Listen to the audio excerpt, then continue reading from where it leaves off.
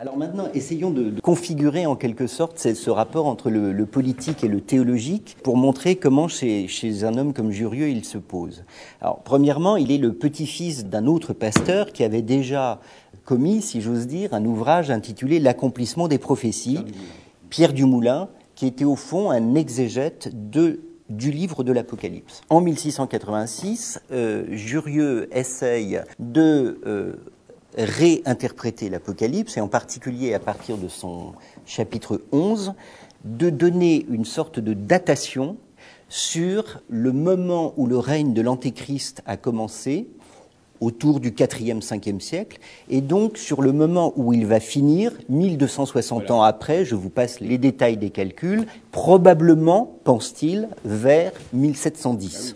Et le processus qui devrait pour lui aboutir à cette date de 1710 est en quelque sorte engagé par l'avènement au trône de Jacques II, une sorte de début de règne d'Antéchrist. La même année, la révocation de l'édit de Nantes par Louis XIV et donc la persécution des protestants.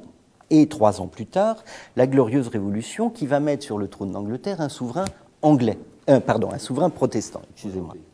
Et ce processus pour lui est en quelque sorte l'accomplissement de ce qu'il lit dans le chapitre 11 de l'Apocalypse. De sorte que lorsqu'il lit ces textes et lorsqu'il cherche à consoler ses coreligionnaires et à les consoler lorsqu'ils sont restés en France et à les conforter lorsqu'ils sont allés au refuge, il se sert de cette taxe herméneutique, la lecture de l'Apocalypse, pour leur dire « on est bientôt tiré d'affaire ». Et en fin de compte, là, vous disiez que c'était un terrible échec, en fait. Évidemment, c'est le problème de toutes les interprétations de cette nature, c'est que nous savons, l'histoire nous apprend qu'elles peinent, pour ne pas dire qu'elles échouent franchement, à prévoir correctement.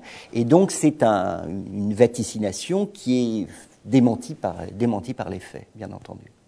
Bien que probablement, il y ait eu des justifications après coup, que c'était pas si faux que ça. Enfin, je ne sais pas, il y a toujours une apologétique. Dans ce mode de prophétisme, c'est au fond qu'il n'a pas forcément besoin de se réaliser pour avoir un effet.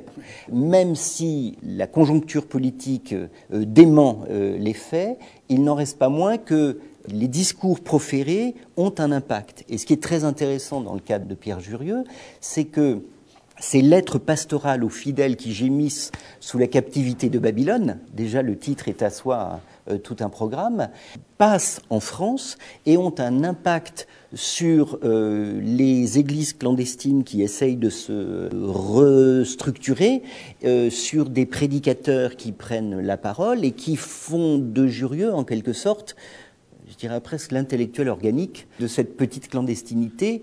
Il est un professeur et un pasteur à Rotterdam, il ne peut pas s'être trompé, donc ce qu'il a prophétisé, même si c'est retardé, ça va s'accomplir. D'ailleurs,